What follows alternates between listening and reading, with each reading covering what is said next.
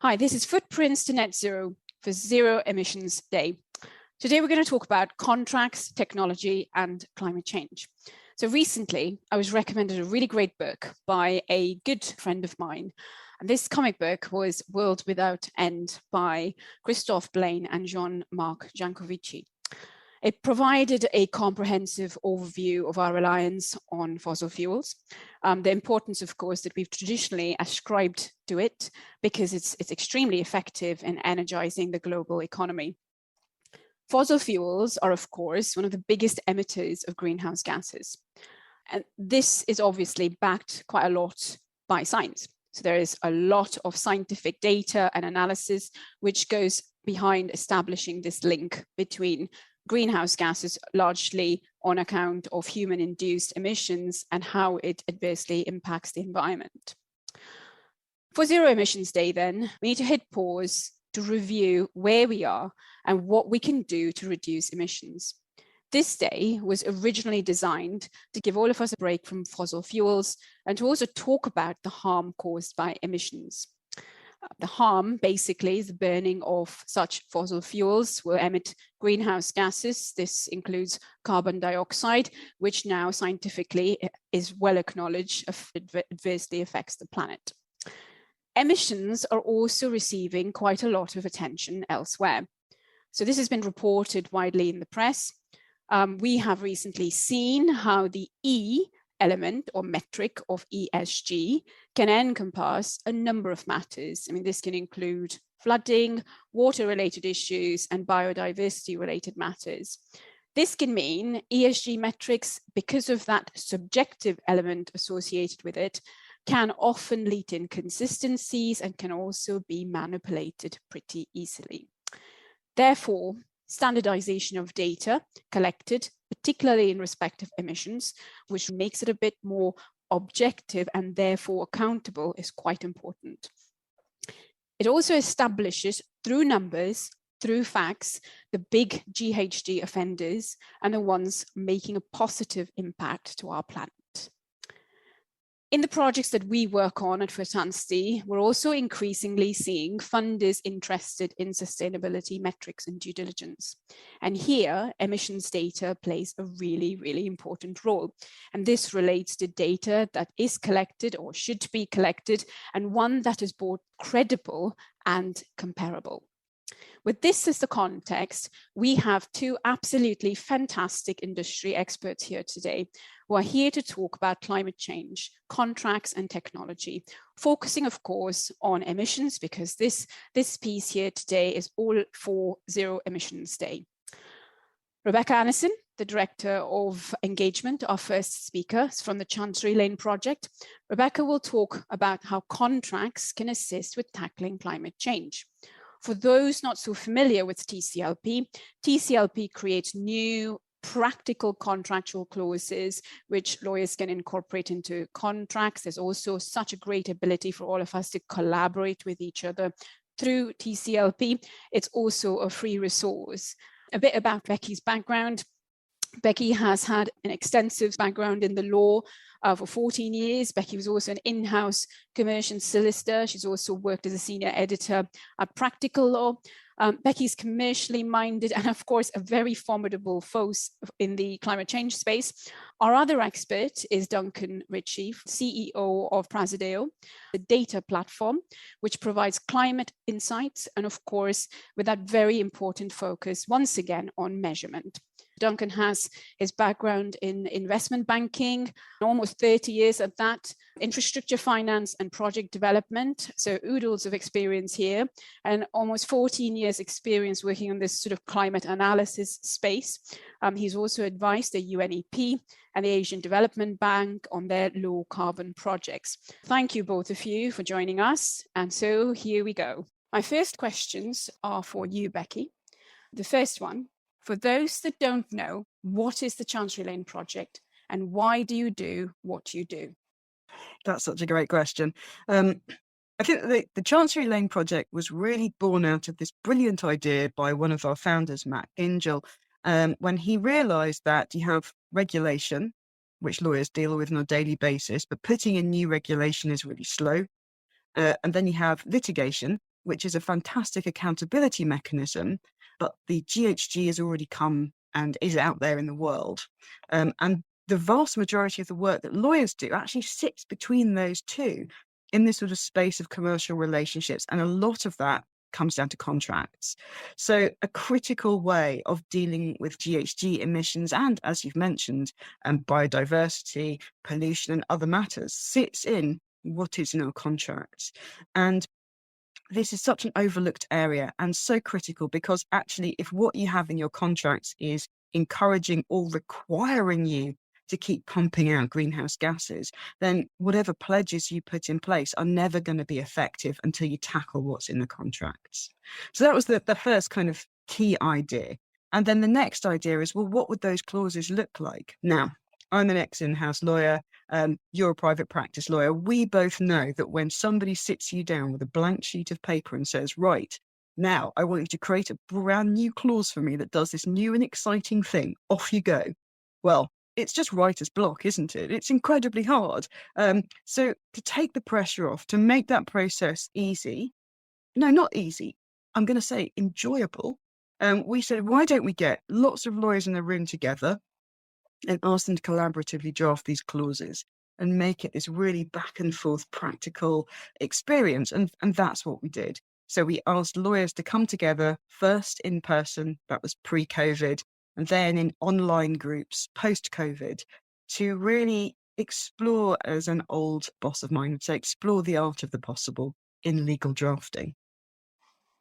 Brilliant. And that is exactly why I enjoy working with the tclp as well. You end up meeting all sorts of people who are intelligent and, once again, formidable in this space and very interested in tackling climate change. Which goes to my next question, because it's for zero or low emissions day. How does adding a tclp clause to a contract make a difference to reducing emissions? And focusing here, of course, on the emissions bit. Becky.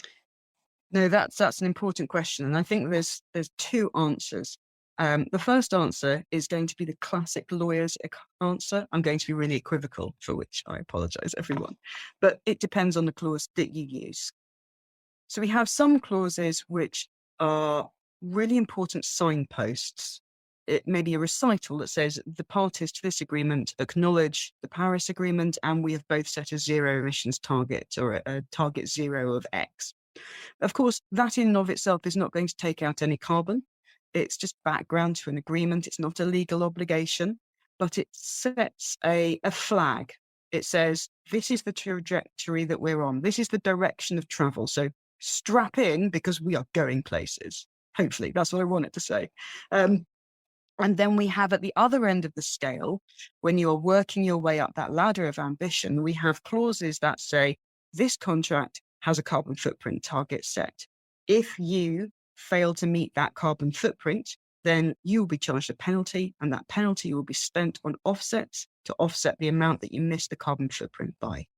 And so that's the kind of the first thing, is there's a real range of what you can do in contracts, but the beauty of it is all the mechanisms, the enforcement mechanisms, are going to be really familiar to people, because they're the same enforcement mechanisms that you use to make sure that you're getting the right value out of your contract, or that the services being delivered are the ones that you have asked for, or that the goods being delivered are of the right quality and specification.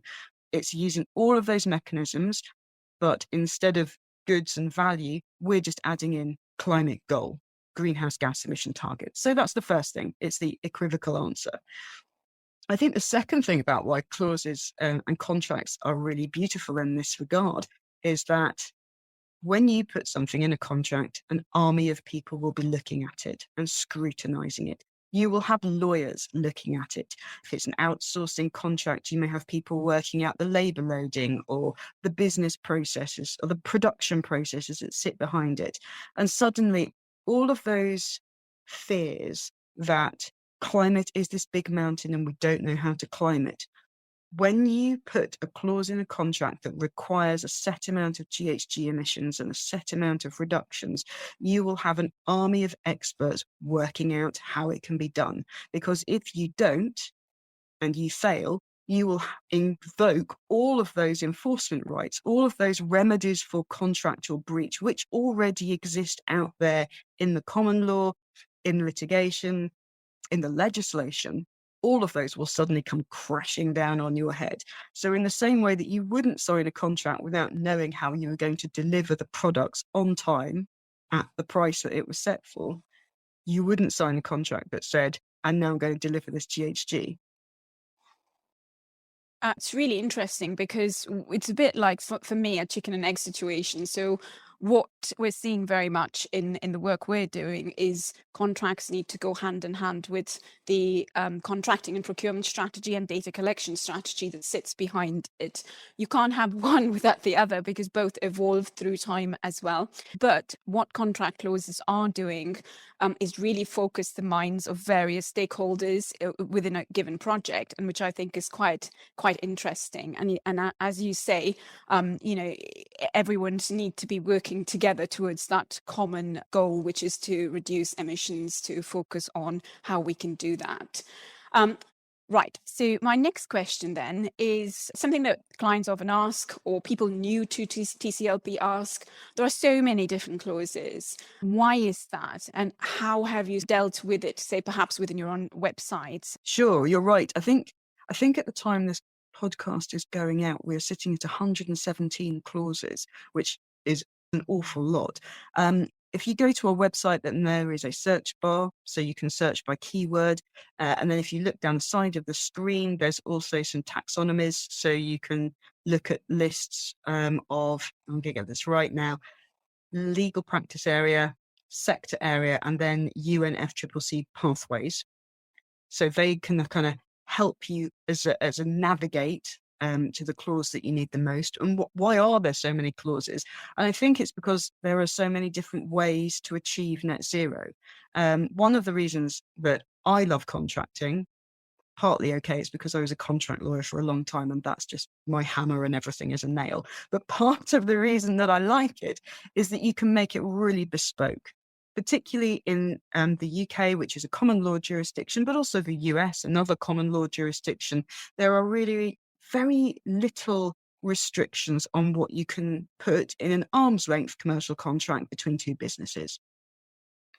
And what that means is that you can be really bespoke. You can say, well, okay, I work in the hotel industry, and the concerns of the hotel industry are very specific. They're these, and they're very different concerns to, say, finance or built environment. So if I hone in on these very specific clauses that do the thing that I need to have done in my sector, I can give an example, actually, of a very specific clause in the built environment space, which is Artmay's clause.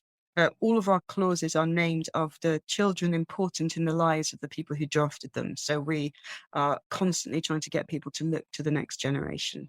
But what Artmay's clause does is it looks at using circular economy principles in lease refits and refurbishments. So when you get to the end of a leasing term, normally you'll be required to just strip everything out, and then the next tenant will come in and they'll have to put everything back in again. Everything from desks to office dividers and all of that sort of thing. And what Artmay's clause is saying, there's a lot of waste in there, waste of materials, but also waste of time and money that we don't need to have in that process, and we can just change it. So I think that's part of it. The reason there's so many clauses is because there are some really targeted sector-specific things you can do in your contracts to make this happen. And this is giving you the ideas for those really targeted things that you can do.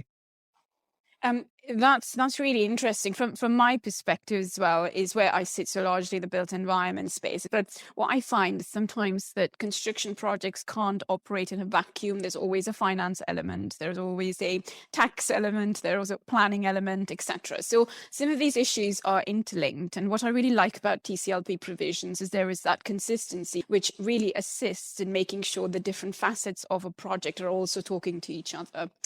Right. Then to my last question, what is your vision for the future? Oh, right. I'm going to think big. Go big or go home. There's no point doing anything in between. And I think that what I would like to see and what TCLP would like to see is that lawyers need to be making advising on these aspects are just a normal part of their day job. So as you were just saying, in the built environment space, when you're a construction lawyer, you'll be giving your advice and you'll always have half a mind on what's going on in the finance documents, what's going on in the development documents, how does this fit in with the JCT or the NEC or whatever standard form it is that you're using. And that's just part and parcel of your day job. We want climate contracting, climate considerations, taking GHG and reducing that right down to be an ordinary thing that as a lawyer, it's just on your mental list of, well, this is just my day job. I advise on this now, it's my day job. That is our goal. Fabulous. Well, thank you very much. Now turning to Duncan. Duncan, I know you've got such sort of valuable experience, 30 years or so in the investment banking space. So it is really a pleasure to have you here today. I've got 3 questions for you. My first one to you in the Praesideo context is, can you tell us how Praesideo is different from the other software as a service tools in the market? Sure, pleasure to be here as well. I think the biggest challenge that from our experience interacting with companies in setting that transition pathway and aligning themselves with Paris goals is always going to be what's outside the fence, right? In terms of in the supply chain. And, and Becky's talked a little bit about how they interact on procurement. But if you're a CEO of a company and you go into the boardroom and say, okay, we're going to take some bold steps here. Hopefully lots of people will be doing that. And we're going to set comprehensive full value chain emissions targets that align with the 1.5 degree transition pathway, for example. The board's going to ask you 2 key questions typically. The first is, how big's the problem? And in particular, how big is the problem that we can't see yet? And the second is, how do we fix it? How do we solve that problem that we can't see? and how do we actually transition those suppliers that we can influence, but we have no real control over those emissions? And the World Business Council for Sustainable Development estimates that typically a company's supply chain is responsible for roughly 11 times its emissions, its operational emissions. So it's a really important piece of the puzzle for a company. And Praesidio's goal is really to help companies solve those 2 challenges. So a lot of the software out there is helping companies estimate their own emissions using AI tools, finger in the wind stuff around what might be out there. We do things differently in order to solve those problems. And the key things that we do differently are primary data. So we actually collect primary data from suppliers through our platform, report it into the customer.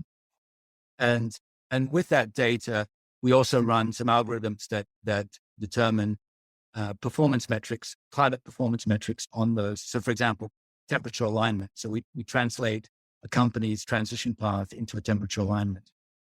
And what that does is it empowers companies then to embed climate metrics into their procurement strategies. Becky talked a little bit about, and this is kind of the intersection between what we're doing and the great work that the Chancery Lane project is doing. It gives other metrics that can then be embedded into procurement contracts. So procurement basically is strategy, criteria, and then contracting. And so we kind of feed into the strategy piece, but also provide the metrics that can then feed into the documentation. That's the vision, at least.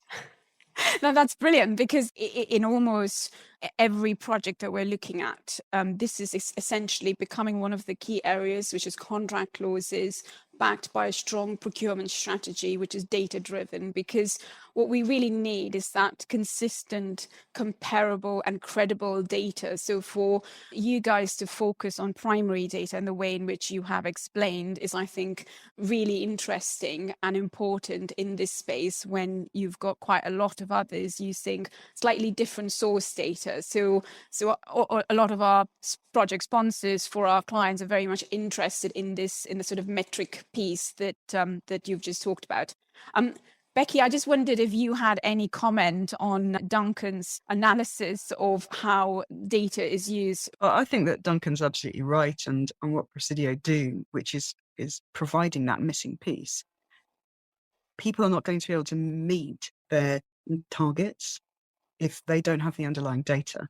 And it seems from from speaking to people that getting that underlying data, understanding what path it puts you on in terms of your target is a missing piece of the puzzle. It's something everybody is struggling with. And, you will only be able to have these contract clauses meaningfully work if you are able to track, review against metrics to see if people are actually doing the things that you're asking them to do. Statistics doesn't lie. I mean, meaning facts and numbers do give you quite a lot of crucial information. Moving on to the next question for Duncan. How do you help businesses achieve Scope 3 emissions and the transition? And why is this important? Obviously, focusing very much on the emissions piece here. Sure. So again, maybe I'll deal with the why is an important piece first, and then explain how we go about it. So why is it important? So if you're a business that is looking to set responsible climate goals around the transition pathway that gets you to 1.5 degrees, if you don't have a strategy around Scope 3 emissions, where they're potentially 90% of your emissions profile, then you're missing the boat, basically. So it has to be a core piece of your global net zero strategy to address this through your supply chain. And as I said, the World Business Council for Sustainable Development says that that's really the lion's share of where your emissions sit. Now, how do we help companies solve that? I think the key word here is probably engagement. What we do is we collect data, so that primary data that's being collected and gathered and aggregated. We have a set of performance metrics that both sides of the transaction get to see. So we're working with primary data, and we provide the connection around the performance metrics that allow people then to have a shared understanding of where their suppliers are, where there are gaps between what the expectation is for their suppliers. We enable people to then develop transition pathways that align with, for example, if you're in the construction business and your goal is to have a 1.5 degree transition pathway, and you've developed science-based targets that deliver on that, how can you be sure that your suppliers are also aligned with that? So what we do is we actually do that for individual suppliers, look at their transition pathways. Are they aligned with the 1.5 degree transition pathway? As Becky said, there's more than a dozen ways to skin this particular cat. And so we use our data analytics to determine if that pathway is on a transition pathway that aligns with 1.5, and it's a probabilistic analysis, right? So what that does is it enables people then to set targets. For example, if you're a procurer, you can set a target for your supply chain that says, or a particular aspect of your supply chain where your concentrated emissions that says, okay, I want you to be aligned with 1.5 degrees, 50% probability of achieving that. And I need you to do that by the end of 2023. And then we track that across time and determine whether people are actually following that pathway. So it's about engagement. And we look at procurement as a partnership. And the way to solve climate is around partnerships, collaboration, and partnerships and collaboration engender innovation, and innovation then it helps us achieve those transition pathways. No one gets to net zero by sitting in their office and hoping that it's going to happen. They've got to get out there, work with their suppliers, partner with their suppliers, and that's the only way to achieve it. This is so brilliant and very exciting, Duncan, because it's one of those areas where, so I work quite a lot on the renewables projects or battery storage or energy storage projects, as well as projects in the developer sector, so the built environment space. And a lot of the supply chains, particularly with green metals, with the newly emerging electrostates, including China, we know that those sort of the supply chains extend into China, perhaps into parts of South America, etc., as you well know. So for us, this is such an interesting and important topic, and goes back to what we're saying, where the contract clauses exist, focus the minds, but then you've got to play catch up with the procurement strategy. But what's really exciting is this is a clear solution for a client who could use this software in order to understand exactly the type of emissions further down their supply chain. And I think that is so important, because I think in this space specifically, it's so easy to problematize the climate. And I think finding solutions and collaborating with others is, I think, really important. Right. My next question then. It is believed that reporting is soon going to be a regulatory requirement. Now, we see that with investors anyway. What will this mean for businesses generally? So if you could give us a high-level view of the direction in which we're seeing the industry change, that would be really, really helpful. Great question. I think so when the TCFD, after the Paris Agreement came out, the TCFD was formed. I think they released their first set of recommendations around 2017. And at the time, they really they shied away from scope 3. Other than, really carbon intensive industries, the Science Based Targets Initiative also backed away from scope 3 emissions. And really a lot of that was driven by poor quality data. So there was a belief that the data wasn't there, wasn't mature enough to be able to address supply chains, in particular. But then I think the realization in the last couple of years is that actually, this is actually a really big piece of what the global emissions are for an individual company. And as you said, you flow that back, cascading through supply chains, and it's complex. And because of that realization and acknowledgement that scope 3 emissions are really very critical to achieving our global goals, what we're seeing now is that the likes of the SEC and the Securities Exchange Commission in the US, the ISSB, the International Sustainability Standards Board, have released exposure drafts this year that actually extend to incorporate scope 3 emissions. And so that's now being acknowledged in regulation, in reporting requirements, that scope 3 emissions are important, and that people are now going to be required to report not just at scope 1 and 2, but also the broader scope 3. And that includes that supply chain. That's really, really important, in part because it's such a key facet and scope of what companies' climate impact is.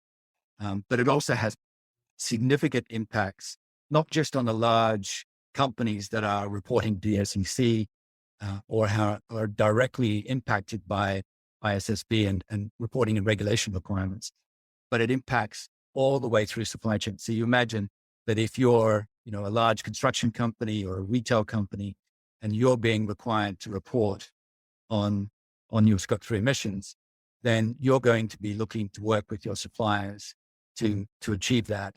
And that's got to flow all the way through supply chains. And so it's an ecosystem impact by imposing this scope 3 requirement onto the larger companies in the world, the listed companies. It's an ecosystem impact that then flows through the supply chains. Ultimately, everybody sits in somebody's supply chain. So it has massive global potential impact.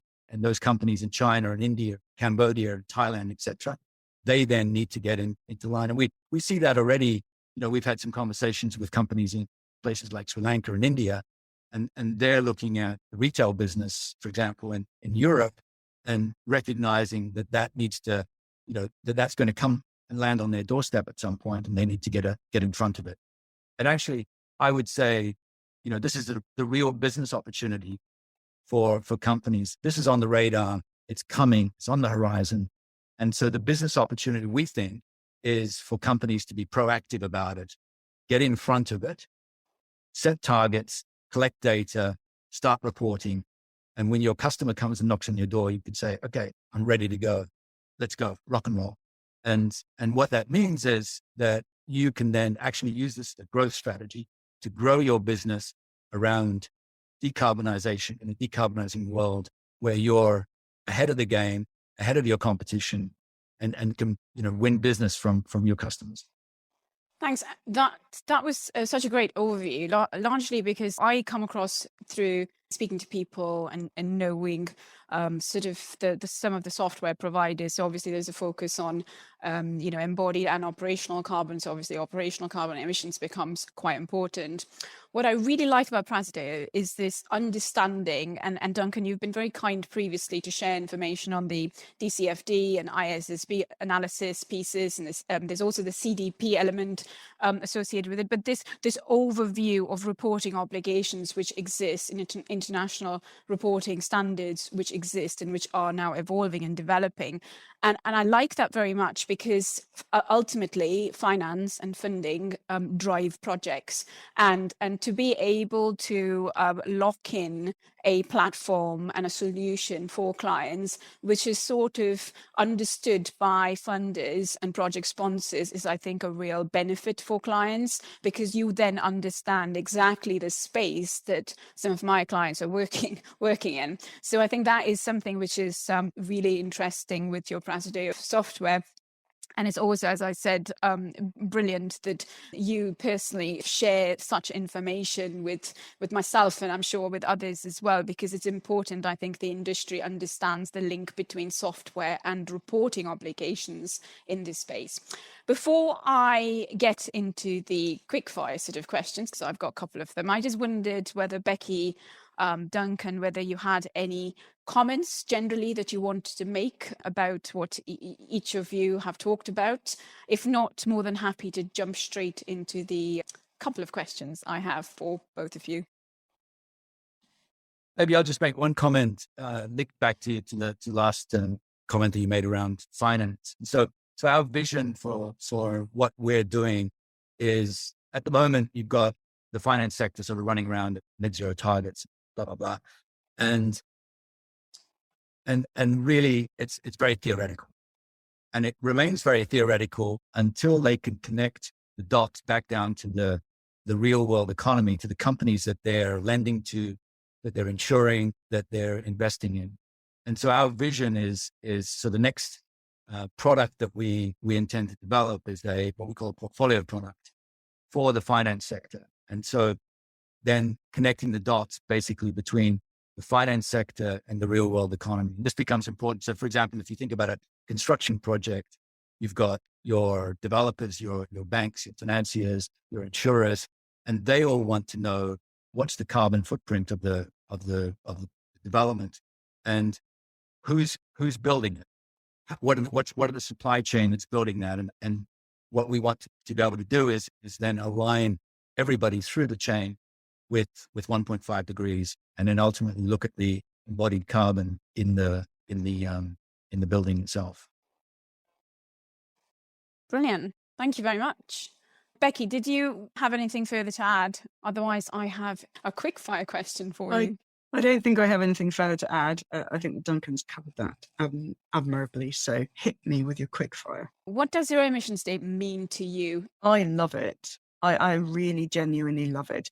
And I love it not because I think that it's about giving the world a break or a pause from fossil fuels, but because it strips away all veils and all illusions. And this sort of goes back a bit to Duncan's point about Scope 3 emissions, which is that a lot of businesses out there are going to be setting targets. A lot of them might be looking at offsetting solutions or hoping that a new technology is going to come in, which is going to scrub the carbon out. But what Zero Emissions Day says is that today, if we burned no fossil fuels, what would that look like? And that gives you nowhere to run, nowhere to hide. You can't put it into the data or cross your fingers and hope for an offset. It says, my business today sent 300 people on flights. My business today had 20,000 people drive into the office. My business today did this. My business today did that. I engaged a supplier and they generated X amount of carbon, creating the widgets that I then put into my products. And what it does is it's a big reset. It says for all of the ways that you want to kind of come up with a clever solution, maybe a clever solution in your contracts to get out or get around it, there is nowhere to hide. And I love that, because actually there is nowhere to hide. I know I've seen a lot of things about people being worried that if we look at scope 3, then are we double accounting on carbon? And you know what? I don't care if we double account on carbon, because I would much rather we double accounted for emissions than we failed to properly account for them, which is where I fear we go. And what Zero Emissions Day does is it says there is no worries about double accounting. It's just, did you do a thing today which burns some fossil fuels? And if you did, how are you going to make sure in the next 10 years we strip that right back? That was just such a typical Becky, strong, wonderful response. Obviously, we are in a digital online world, but if I could hit a heart emoji, I would do at this point in time. Thank you, Becky, very much. Moving on to Duncan. Now, Duncan, same question to you. What does Zero Emissions Day mean to you? I think for me, it's really a chance to take stock. And so if you actually followed it through and turned off your laptop and your mobile devices and went for a walk and actually started to think through, what's my impact on the planet? What's my company's impact on the planet? How can we do more? How can we be better? Really, I think I'd encourage people to sort of think through their daily lives. And it's great that this is a Zero Emissions Day, but actually it's 365 days in the year. And we can't just sort of do this on one day and then jump on a flight and basically go back to what we were doing.